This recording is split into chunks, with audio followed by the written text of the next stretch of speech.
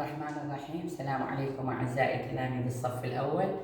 رجعنا وياكم ودرس جديد من دروس قراءتي، ودرسنا اليوم هو درس المطر نازل.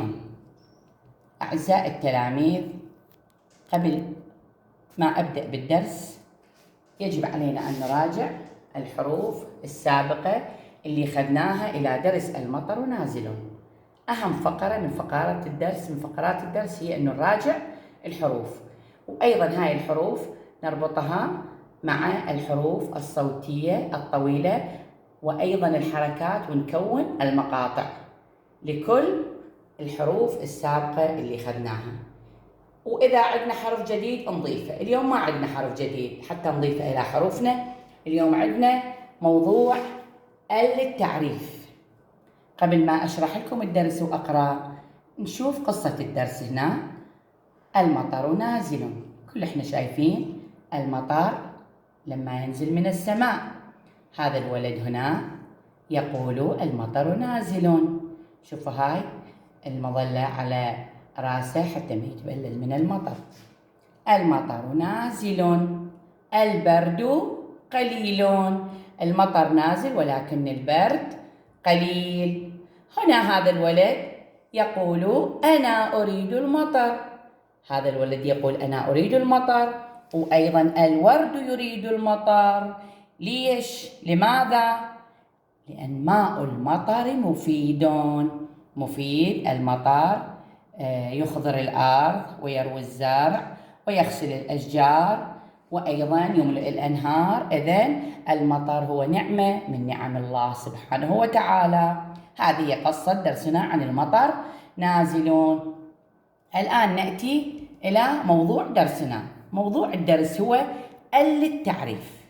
شوفوا هنا أعزائي التلاميذ، نلفظ التعريف هي ال.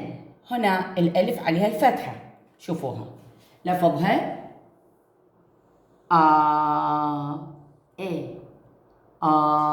يصير لفظها بشكل خفيف حتى نفرقها عن الهمزة.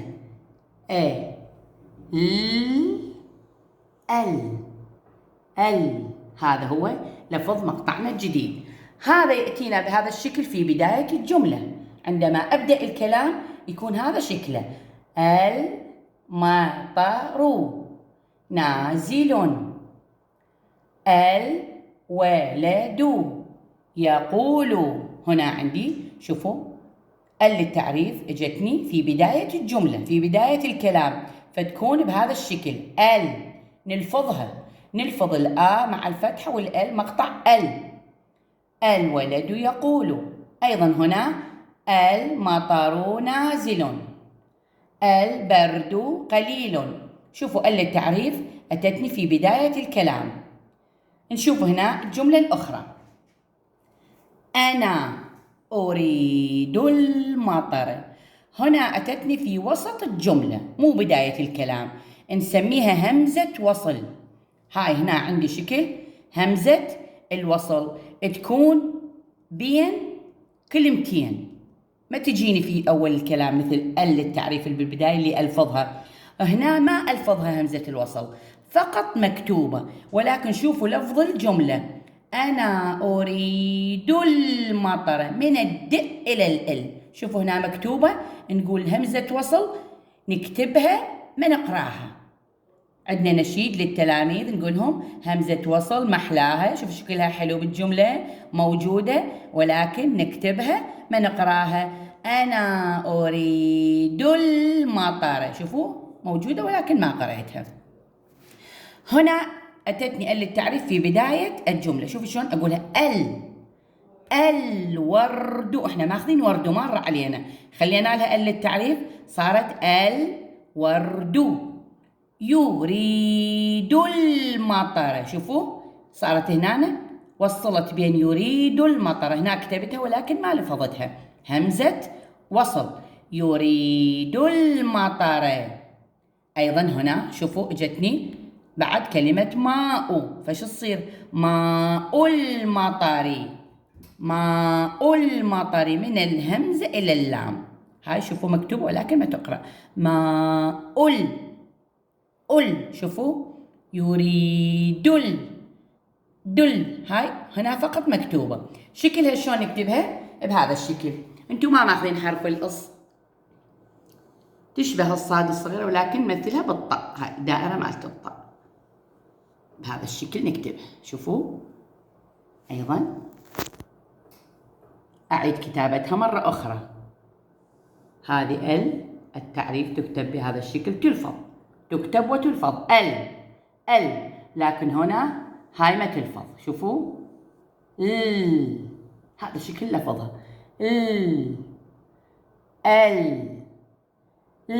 هاي فقط مكتوبة. شوفوا شلون ألفظها. يريد المطر، لفظها يكون المطر، بينما هنا المطر، هذا هو لفظها. نأتي الآن إلى قراءة الدرس. شوفوا شلون نقرأ همزة القطع بالبداية وهمزة الوصل. أول مرة أقرأ لكم الدرس مقطعي. المطر، نازل، الولد، يقول،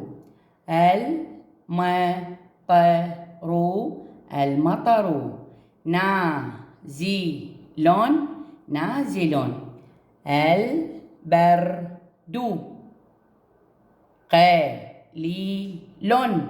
البرد، قليل، أنا أريد المطر. شوفوا بالمقاطع ما لفظته، فقط موجود المطر. أنا أريد المطر. الورد، يريد المطر. الورد يريد المطر. ما يصير أقول الورد يريد المطر، لا، يريد المطر. ماء مقطعين. المطر،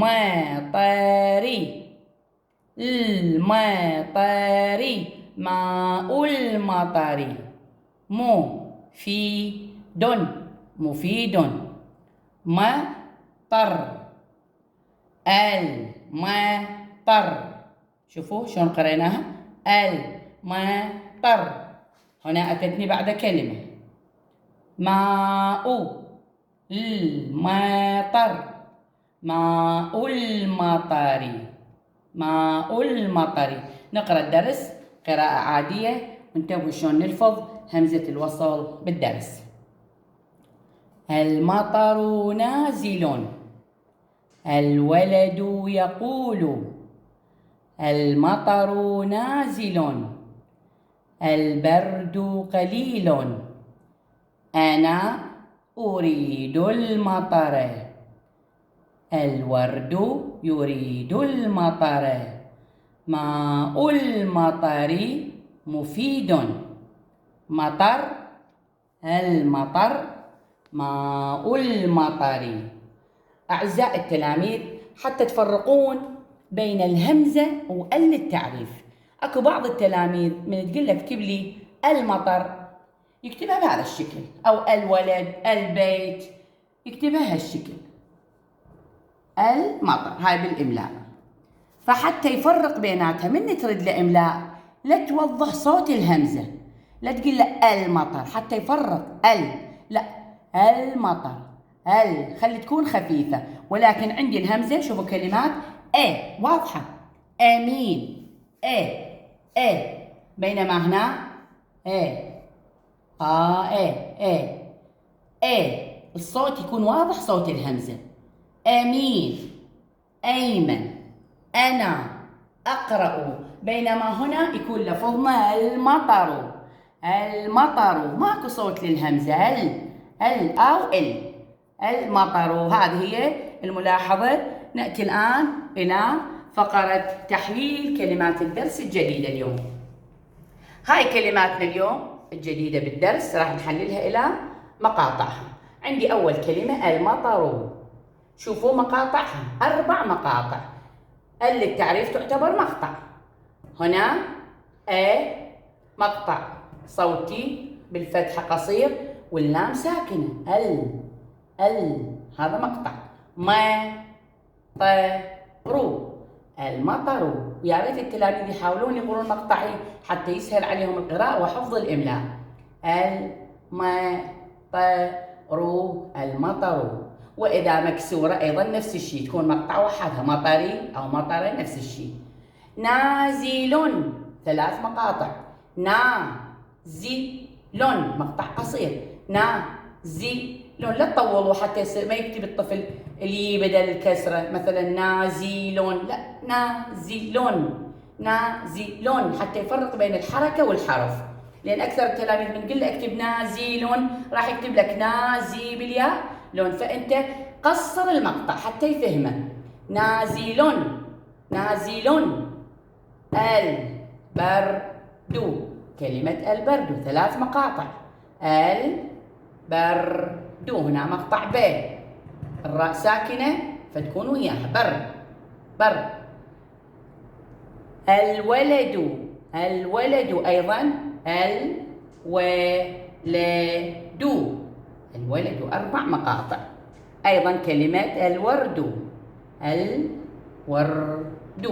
هنا ساكنة فصارت ويا الواو، بينما هنا متحركة ما صارت ويا الواو، مقطع وحدها. الولد، بينما هنا الورد صار المقطع واحد.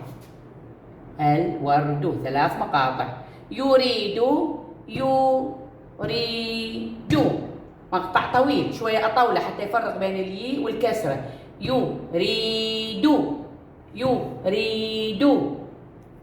أيضا كلمة أريد نفس المقطع فقط يختلف المقطع الأول، هنا يو هنا أو اللي أخذناها بأم أيمن، أو الهمزة وعليها الضمة. ريدو هنا يريدو نفس الكلمة ولكن المقطع الأول يختلف. هذه هي تحليل كلمات درسنا لهذا اليوم. والآن نأتي إلى واجب الكتابة. أعزائي التلاميذ، الواجب هو أنه نكتب صفحة كاملة للتعريف هنا وهمزة الوصل، هاي صفحة كاملة حتى يفرقون بين شكلها.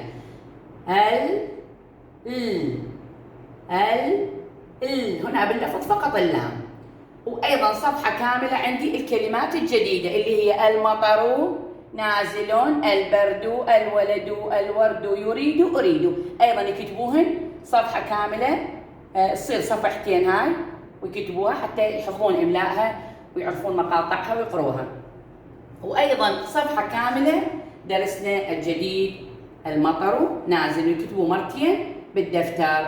هنا أعيد لكم الفرق بين الال بهذا الدرس. هنا شوفوا امامكم اعزائي التلاميذ للفائده، شوفوا هنا لانه اتت في بدايه الجمله. المطر نازل.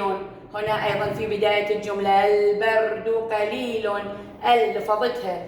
انا اريد، هنا صارت بنص الجمله. شوفوا الفرق بين اللفظ. المطر، اريد المطر، ريد المطر. هنا ايضا في بدايه الجمله شوفوا هاي امامكم اللون الاحمر.